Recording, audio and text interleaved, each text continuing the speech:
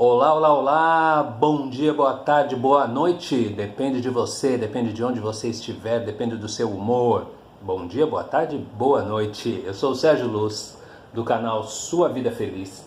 Estou aqui na nossa leitura do livro A Ciência para Ficar Rico, né? Estamos aqui numa série fazendo a leitura, capítulo a capítulo deste livro, A Ciência para Ficar Rico. E hoje nós estamos no capítulo 4. Vamos lá? Capítulo 4. O primeiro princípio na ciência para ficar rico. O pensamento é a única força que pode produzir riquezas palpáveis a partir da substância sem forma. O material a partir da qual todas as coisas são feitas é uma essência que pensa, e um pensamento formado a partir dessa substância torna-se real. A substância original movimenta-se de acordo com os seus pensamentos. Toda forma e todo processo existentes na natureza são a expressão visível de um pensamento a partir da substância original. Quando a matéria sem forma pensa em determinada coisa, essa é feita. Ao pensar num movimento, esse é gerado. Assim é o modo como tudo é criado. Vivemos num mundo planejado, parte de um universo planejado. O planejamento de um universo em movimento propagado pela substância sem forma e a matéria pensante, se movimentando segundo ele, gerou o sistema solar e assim o mantém. A substância pensante toma a forma de seu pensamento e se movimenta de acordo com ele. Partindo da ideia de um sistema circular de sóis e mundos, ela adota o formato destes corpos e os movimenta como imagina. Ao pensar na forma de um carvalho que cresce lentamente, ela se movimenta e gera árvore, apesar de a atividade se desenvolver através dos séculos. Ao criar, a matéria sem forma parece movimentar-se de acordo com o que foi estabelecido. O planejamento de um carvalho não gera a formação imediata de uma árvore, entretanto, começa a mover as forças que produzirão o ser, concomitante com o mover de crescimento. Todo o planejamento da forma mantido no pensamento da substância gera a invenção da fórmula, ou pelo menos, geralmente, sempre com movimento e a ação previamente estabelecida. O planejamento de uma casa em meio à construção, incutido pela substância sem forma, não geraria a formação imediata da casa, mas sim a ativação da energia criativa já em ação nos canais de transações e no comércio para resultar na rápida construção da casa. E se não houvesse tais canais por intermédio dos quais a energia criativa atua, então a casa seria formada diretamente a partir da substância original, sem esperar pelo lento processo do mundo orgânico e inorgânico. Nenhum planejamento da forma pode ser incutido pela substância original sem gerar a criação da forma. O homem é um centro pensante e gera pensamento. Todas as representações que elabora com suas mãos devem primeiro existir em sua mente, não podendo formar um objeto até que tenha sido imaginado. E até agora o homem tem concentrado seus esforços totalmente ao trabalho de suas mãos. Ele aplica o trabalho manual no mundo das formas, buscando modificar o que já existe. Nunca pensou em tentar criar novas formas, reproduzindo seus pensamentos calcados na substância sem forma. Quando o homem possui uma forma pensante, toma o material da natureza e produz uma imagem da forma que está em sua cabeça. Até agora ele fez pouco ou nenhum esforço para cooperar com a inteligência sem forma, a fim de trabalhar com o Pai. Não sonhou que pode fazer o que vê o Pai fazendo. O homem refaz e modifica as formas existentes por intermédio do trabalho manual, não prestando atenção à questão de poder produzir as coisas a partir da substância sem forma, estabelecendo a comunicação com ela. Queremos provar que qualquer homem ou mulher pode fazer isso. Mostraremos como conseguir. Como primeiro passo, devemos estabelecer 3 proposições fundamentais. Primeiro, afirmamos que há uma matéria ou substância sem forma original, a partir da qual todas as coisas são feitas. Aparentemente, vários elementos nada mais são que as diferentes apresentações de um mesmo elemento. Todas as várias formas encontradas na natureza orgânica e inorgânica nada mais são do que diferentes formatos da mesma matéria. E essa matéria é pensante, capaz de gerar a forma do planejamento. O planejamento na substância pensante produz formas. O homem é um centro pensante, capaz de estabelecer um pensamento original. Se o homem pode comunicar seu pensamento à substância pensante original, pode também criar ou formar o que pensa. Para resumir, 2 pontos. Há uma matéria pensante a partir da qual todas as coisas são feitas e que, em seu estado original, permeia, penetra e preenche os espaços do universo. Um pensamento nessa circunstância produz o que é imaginado pelo próprio pensamento.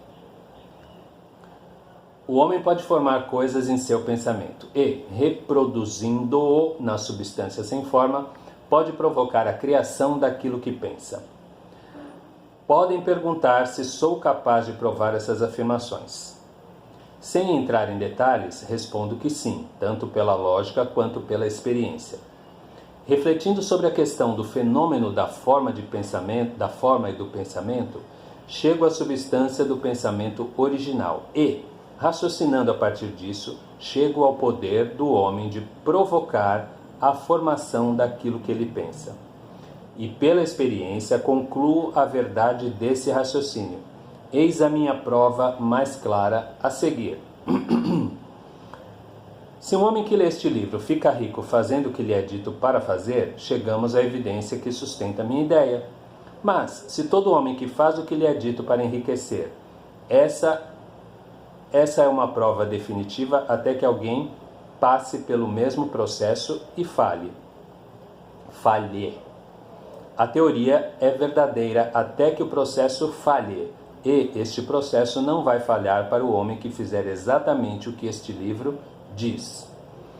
Afirmei que os homens ficam ricos fazendo tudo de uma determinada maneira e, para isso, devem tornar-se capazes de pensar também de uma determinada maneira.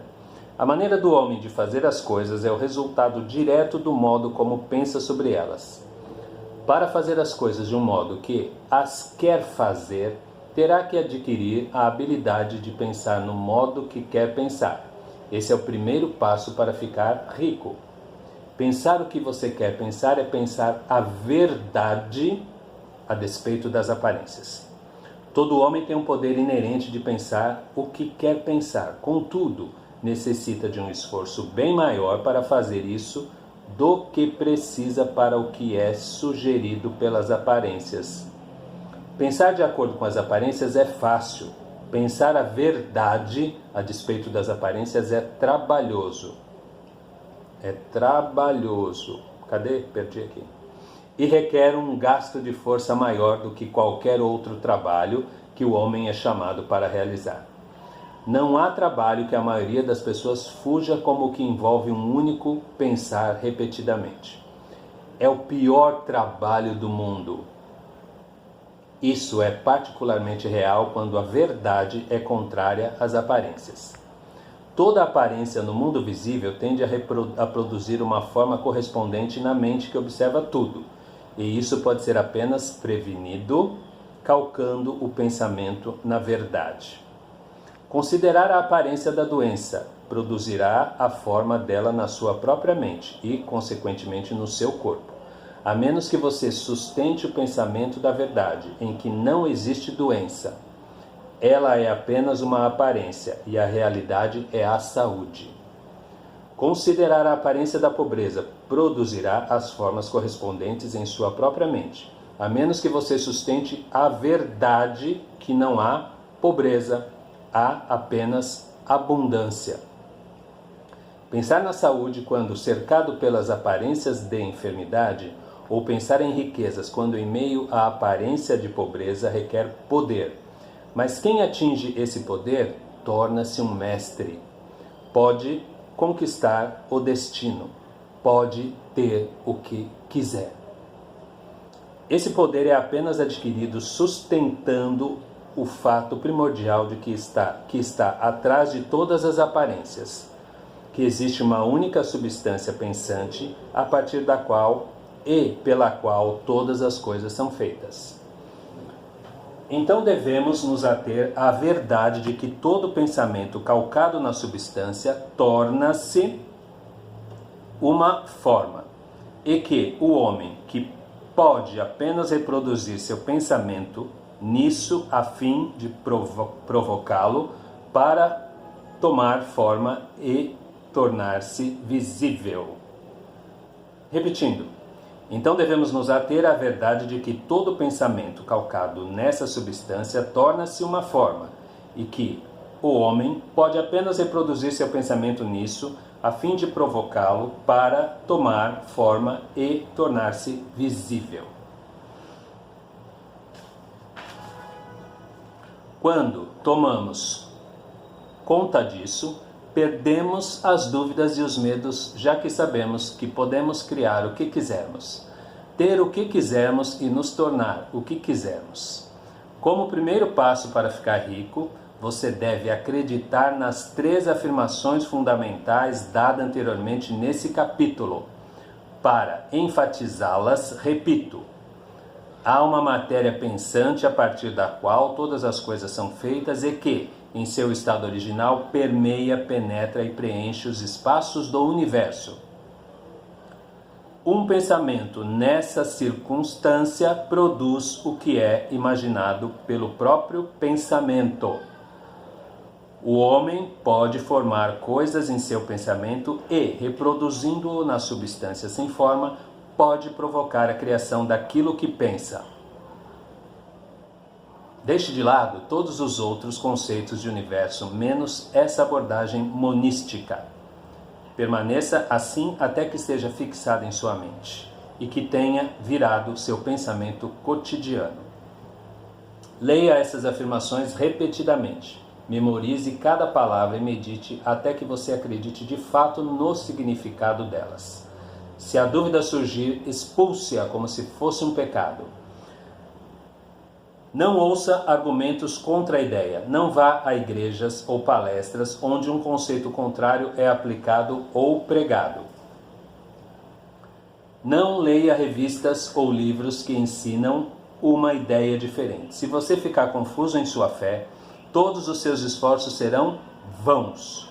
Não pergunte por que essas coisas são verdadeiras, nem especule como podem ser verdade. Apenas tome e guarde o conceito para si. A ciência de ficar rico começa com a aceitação absoluta dessa fé. Isso aí, galera. Aqui nós encerramos o nosso capítulo 4, um pouquinho maior que os outros, mas estamos avançando. Se você não leu, não ouviu, não assistiu os capítulos anteriores, dá uma olhada aí no canal Sua Vida Feliz. A Ciência para Ficar Rico, Sérgio Luz, do canal Sua Vida Feliz. Logo, logo eu volto com mais uma leitura do nosso livro. Até breve, fiquem em paz, fica com Deus, muita luz para vocês.